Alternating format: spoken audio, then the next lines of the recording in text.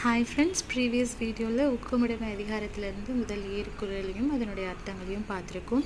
இப்போ 8வது குறள் என்னன்னு பார்க்கலாம். உள்ளம் இல்லாதவர் எய்தார் உலகத்து வள்ளியம் என்னும் செருக்கு. இந்த இடத்துல உள்ளம் அப்படின்னா ஊக்கம் அப்படின்னு நம்ம சொல்லுவோம்.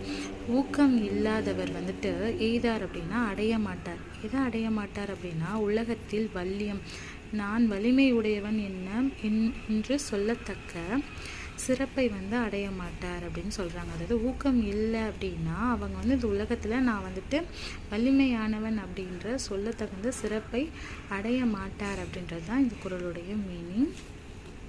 9th குறள். பரியது கூறுங்கோட்டது ஆயினும் யானை வெறுவும் புலிதா குறின்.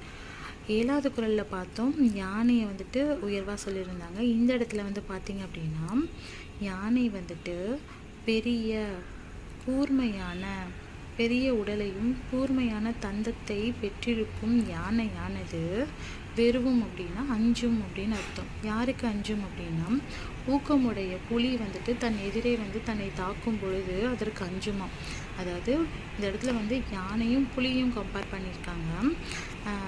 யானை பருத்த உடலையும் அதாவது பெரிய உடம்பையும் கூர்மையான தந்தத்தை பெற்றிருப்பினும் வெறுவும் அப்படின்னா அஞ்சுமா. யாருக்கு அஞ்சும் அப்படின்னா தன்னை விட சிறிய ஊக்கமுடைய புலி தாக்கும் பொழுது அதற்கு அஞ்சுமா. ஸோ இந்த இடத்துல யானையை புலியோட ஒப்பிட்டு சொல்லியிருக்காங்க.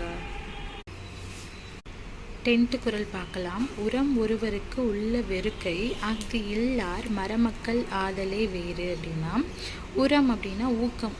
அதாவது ஒருவருக்கு ஊக்கமுடைமை தான் மனிதன் அப்படின்னு சொல்ல தகுந்த ஒரு சிறப்பு கொடுக்கறது.